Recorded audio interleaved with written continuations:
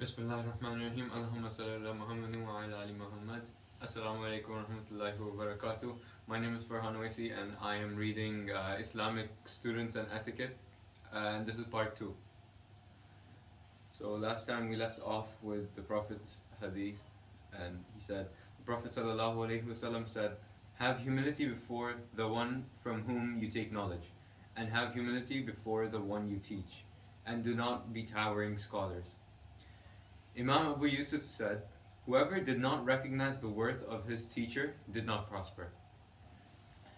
Imam Mughira ibn Muqsim revealed, "We are afraid of our teacher, Ibrahim al-Nakhai, in the manner by which one fears the ruler."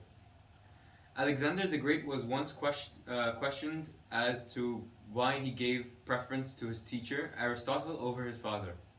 He replied, My father brought me from the heavens to the earth, while my teacher Aristotle took me from the earth back into the heavens. Likewise, my father is the reason for my expiring life, while my teacher is the reason for my everlasting life." When Imam Shafi would study before Imam Malik, he would be very careful in turning the page before his esteemed teacher, ensuring that it doesn't make any audible noise. Imam Hamad ibn Abi Sulaiman was a renowned teacher to Imam Abu Hanifa. It is the account of his wife that Imam Abu Hanifa would do the shopping for their groceries for 30 years. Considering that this might seem a very lowly duty for an illustrious Imam, she tried to prevent him, but Imam Abu Hanifa would reply, "This is but my good fortune. Why would I seize such an opportunity?" The great Naqshbandi master Mirza Mazhar Jan Janan was a student of Sheikh Muhammad Afdal in the science of Hadith. He relates on how the departing of his Sheikh was a gift. His Sheikh he was gifted the inner hat beneath the turban. For 15 years and he quotes, "For 15 years I kept that hat beneath my turban. After some time I decided to wash it. I soaked it in hot water in the night. I brushed it and scrubbed it. The color mixed into the water, but out of respect and reverence, I drank the remnant to avoid wastage. Due to its blessing, countless doors of knowledge opened up for me." The teacher of the author of Al-Hadiyah, Shams al-A'ima al-Halawani, was once to travel from Bukhara to another town. All students visited him except for Imam al-Zarnajri. When he met him, he asked, "Why did you not visit me?" He replied, "I was busy in serving my mother." Sheikh al-Halwani said, "You will see increase in your age, but will not find brilliance in teaching. It is mentioned in Ta'alim al-Muta'allim that this is what happened. He would live in various towns, but would more than often have no lessons organized to help him teach. There was an imam from the major imams of Bukhara that would arrange an assembly of learning. He would stand at times during the lesson, so the students asked him about this. He replied, 'The son of my teacher is playing with youngsters in the street. He comes towards the door of the masjid at times. When I see him, I stand in reverence for my teacher.'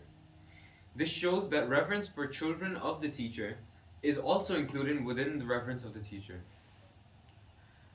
Al-Qadi al-Imam Fakhr ad-Din Asrabandi was the leader of the imams of his age.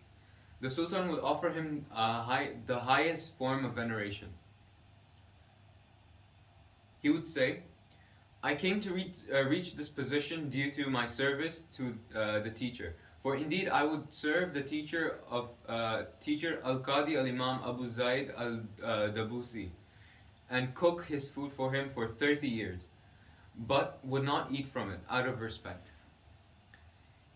It is related that Khalifa Harun al-Rashid sent his son to Imam al-Asma'i so that he could teach him knowledge and etiquette. He saw him one day doing wudu and washing his feet. whilst the son of the caliph poured water over his foot, the caliph reprimanded Imam al-Asma'i, saying, I sent him specifically for you to educate him and teach him etiquette. Then why did you not order him to pour with one hand and wash the foot with the other?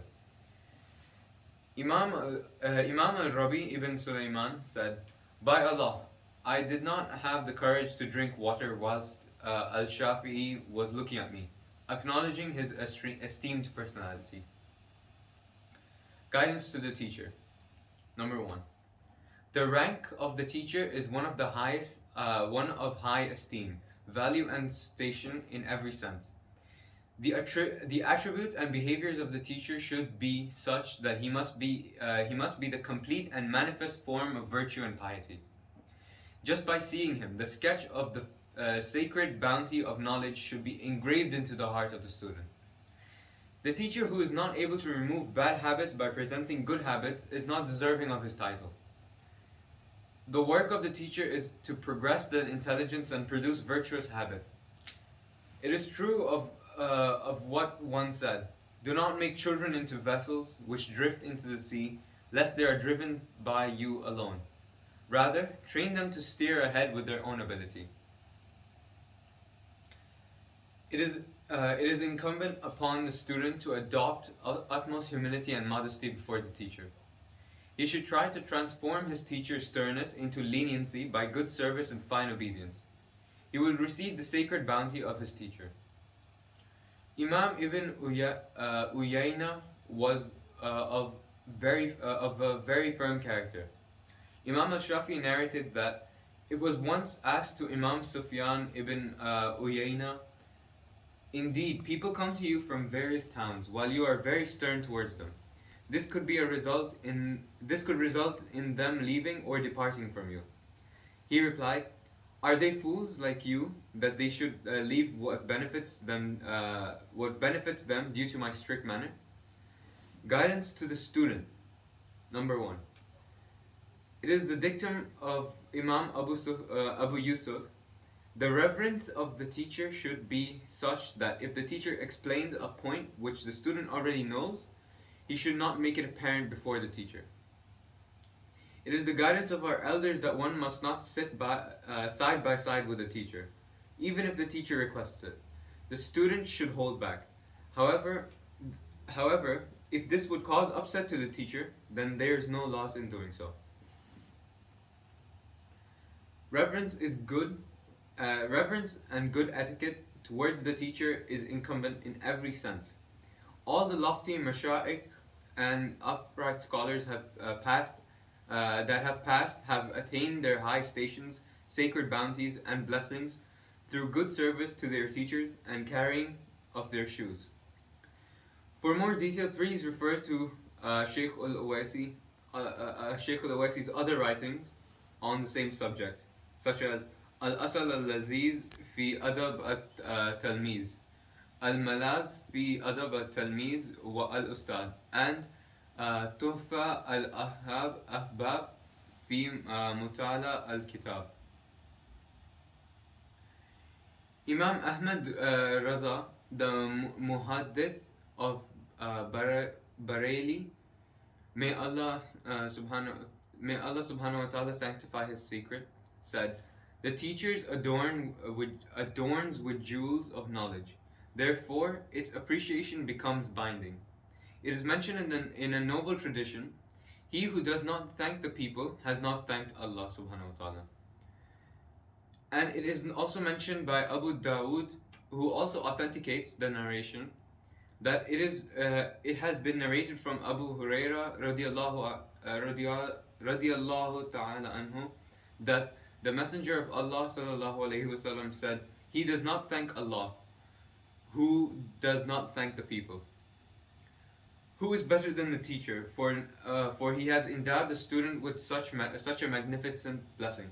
The textual order is also found in the following ayah of the Quran.